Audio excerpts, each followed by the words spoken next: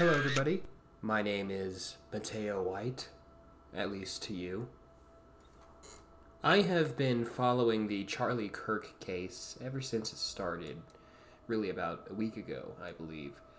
And, well, I may not be a PhD, I may not be a doctor or a psychologist or anything like that, but I do know a thing or two about death and how to cope with it.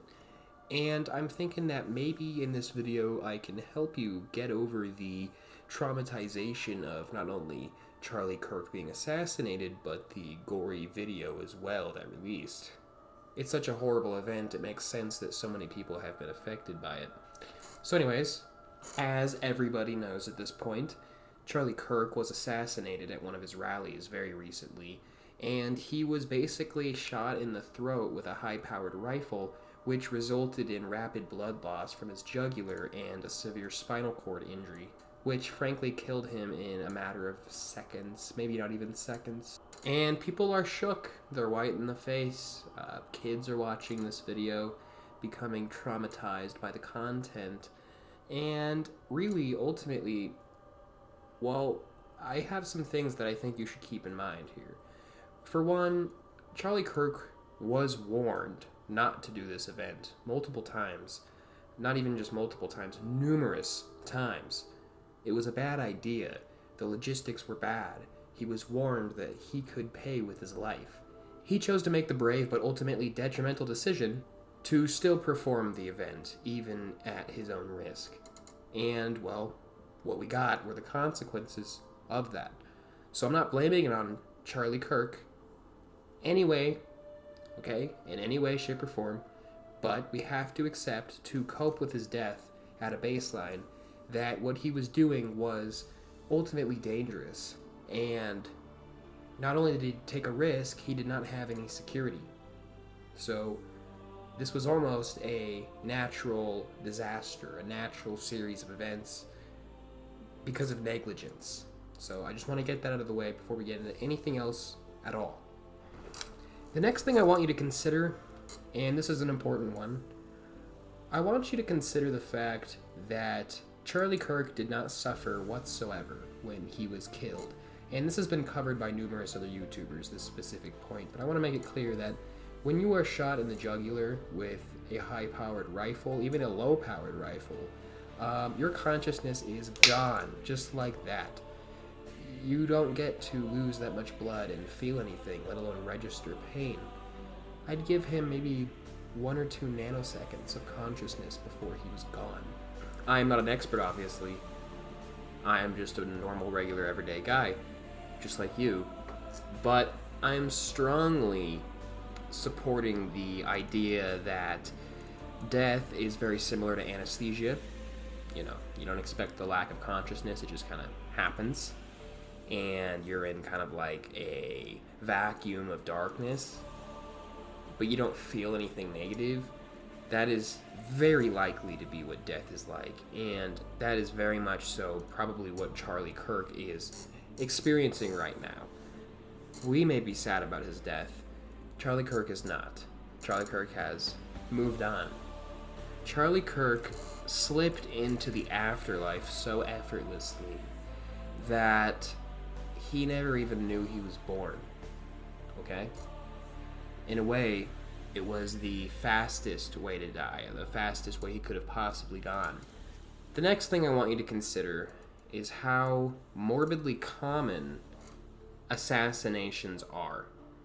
Assassinations are very common, unfortunately, and Charlie Kirk is just another victim of the horrible epidemic that is assassinations.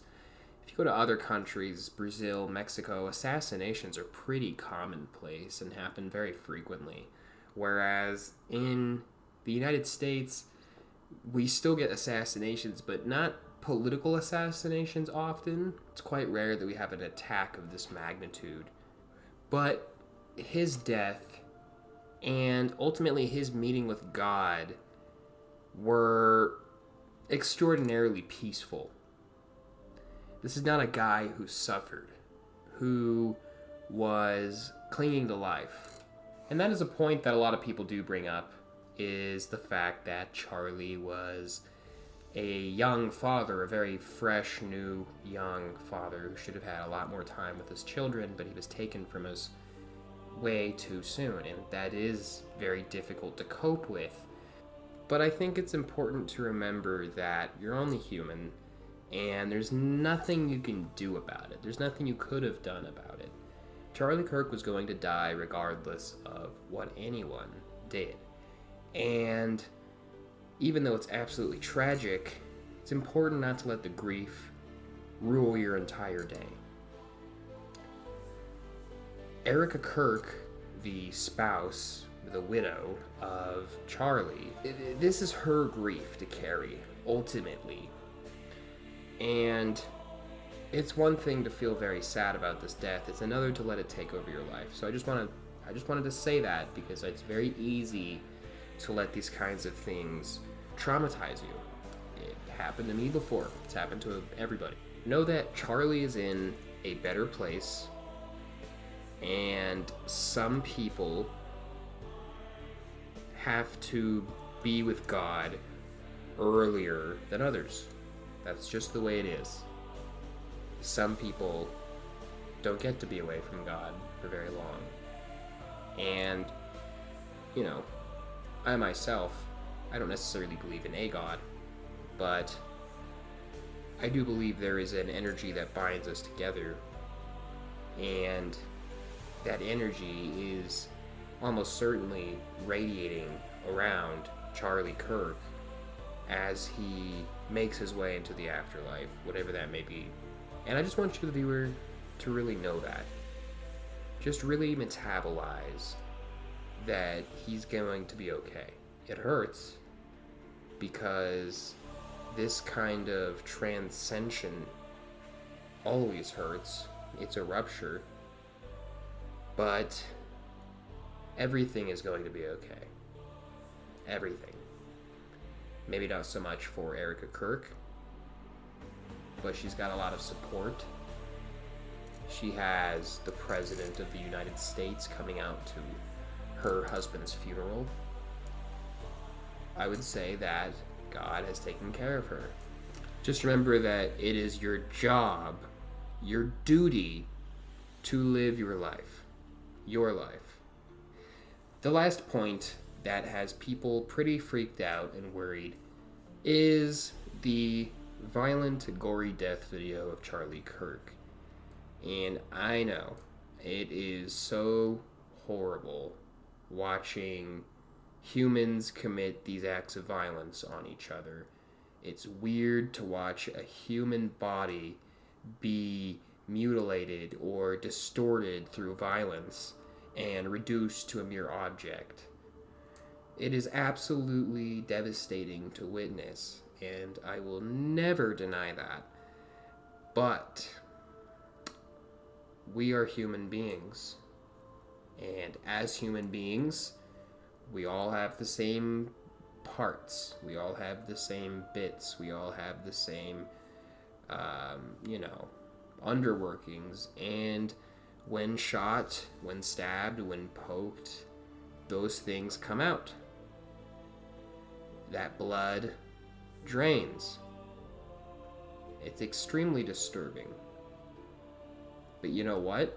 You may be traumatized by that video, but you were brave enough to watch it. You were brave enough to learn about the world in a way that you may not have beforehand.